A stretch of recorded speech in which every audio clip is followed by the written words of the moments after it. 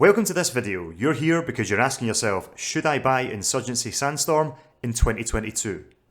Well, let me tell you what. I'm going to do my best to make sure you come to an educated decision that results in a happy you by the time this video is finished. Let's crack on. Insurgency Sandstorm is a hardcore tactical team-based FPS developed by New World Interactive in 2018 as the official successor to the cult classic Insurgency Source. Although this is a team-based game, it can, and often is, played by solos. Just jump into a queue for your favourite game mode of choice and you'll be matched up with a team, and away you go. Graphics wise, Insurgency is charming in places and absolutely gorgeous in others. The guns are a place where this game excels. Crisp renderings and animations of real-world firearms you can and will find in the modern warfare of today. Essentially, there is a huge array of guns to choose from, and they all look stunning. We'll talk more about the guns in a moment. Environment wise, I love it. The Middle Eastern setting fits perfectly with the theme of this game. It's all very sandy for the most part, but especially with the more recently released maps, there are some fantastic points of interest, and the maps, to me at least, have a lot of character and a really nice feel to them. Overall, the graphics are great. We're not talking about the bleeding edge of graphical capability or anything like that, but Insurgency holds its own with the current generation of FPS games, like things like Cold War, Vanguard, Battlefield, etc. Where it beats many of the current FPS titles, for my money, is in the gameplay. There's a real depth of quality to Insurgency Sandstorm that I feel is missing from most modern FPS games. It's not just all about the grind. The maps feel really nice and spacious, giving you, the player, the choice in terms of how you want to play. If you want tense, fast-paced, close quarters combat, each map has plenty of claustrophobic choke points you can push through to get to your objective, but every map also provides plenty of flanking potential and sneaky sniping positions. Despite the generous map size, in my experience at least, the gameplay never really feels slow or campy. Quite the opposite. If you want action, you can always find it really quickly. With Insurgency, I feel like I can be more creative and choose how I want to approach each situation, and it's this freedom that makes the game a lot of fun.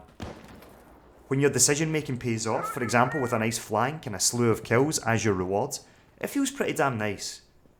But back to the guns. This game provides you with such a generous arsenal of weapons and attachments to choose from, I sometimes feel it could be a distant relative of Escape from Tarkov, which is a game with such a deep weapon system, you could spend literally thousands of hours playing with guns before you've even made it onto the battlefield. And I'm only half joking about that.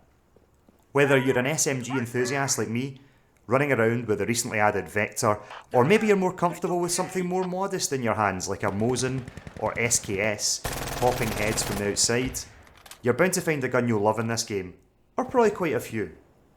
There are around 50 weapons to choose from at the time of this review, but they're adding more guns frequently. Some of the highlights for me include the MP5, the Vector, P90, SKS, the Mosin, the SVDS, the M1, and I'm only really scratching the surface here with 50 hours in the game or so. I've got so many more guns to try, and that really fills me with joy. I honestly can't wait to dive in and try new guns and new strategies. Each weapon feels distinctly unique in its own way, and it gives you different options in terms of how you want to approach your objective. There are also a large number of attachments to mod your gun to suit your playstyle. It really is a fantastic system that they're also improving incrementally month after month. Now, adding to the quality maps and exceptionally nice gunplay, there are a host of interesting game modes to get stuck into. You've got crowd pleasers like Domination, as well as more strategic modes such as Ambush, where the goal is for one team to escort a VIP to an objective where the enemy tries to pick him off. Sound-wise, the game is extremely immersive.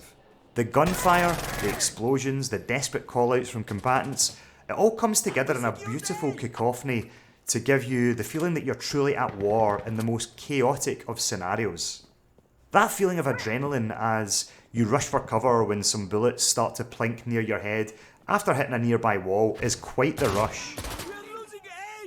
So, if you're coming from another FPS game and you're just a bit bored and burnt out on games like Call of Duty or Battlefield, Insurgency might be a very refreshing change for you. It certainly was for me. But be forewarned, there is no strict skill-based matchmaking here, no hand-holding. The learning curve is fairly steep. But the rewarding feeling you get from scoring a kill or multiple kills after making a big brain play is just something you don't get from the more arcadey games. Price-wise, this game hovers around the very reasonable and respectable £20 mark, and if you can get it on sale, it's an absolute steal at around a tenner. The sheer amount of content and replayability here is staggering for that money, and they're not finished, they're constantly adding more stuff. They just recently had a nice big update where they added like the P90 and the Vector, new map, new modes. You know, it's really good, and you don't pay any additional money. One thing I should mention is there are microtransactions, but it's certainly not play to win by any means. Now, I'm going to be honest with you here. I actually don't have an issue with a small dev team like this including some microtransactions in the game, provided they don't give any kind of an advantage. If it's purely cosmetic, then I really don't see the issue, and that part is crucial. If I can pay a couple of dollars, for example, for a nice Vector skin to look really cool when I'm running around the map with my Vector, I might consider doing that as a tip to the devs for continuing to provide content on a game that, to be honest, cost me very little comparatively. So that's my thoughts on it. Insurgency Sandstorm is a very easy game to boot up and have a few matches of. It's just good, fast-paced fun and very rewarding at times. It can also be quite punishing too though, and for someone who likes harder games, that's part of the charm I suppose. Overall, should you buy Insurgency Sandstorm? I would say if you're looking for a deep, fun, highly replayable, hardcore FPS game, you'd be mad not to at least give this a try. I rate this game very highly, and I'm very excited about continuing to play and hopefully getting better at it. I'll leave the decision to you, but I will say if you're interested in Insurgency and can get it on sale for around $10, it's going to be highly likely you'll be pleased with your purchase. I hope you found this short review useful. If you did, please give the video a like and drop a comment for the algorithm. It would be very much appreciated. Also, if you'd like to see more reviews like this in the future, consider subscribing.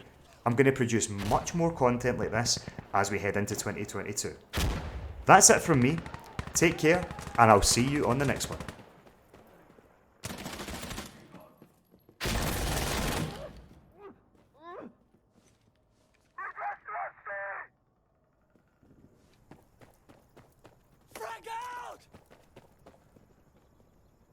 Stand back! Stand back! Abonnez!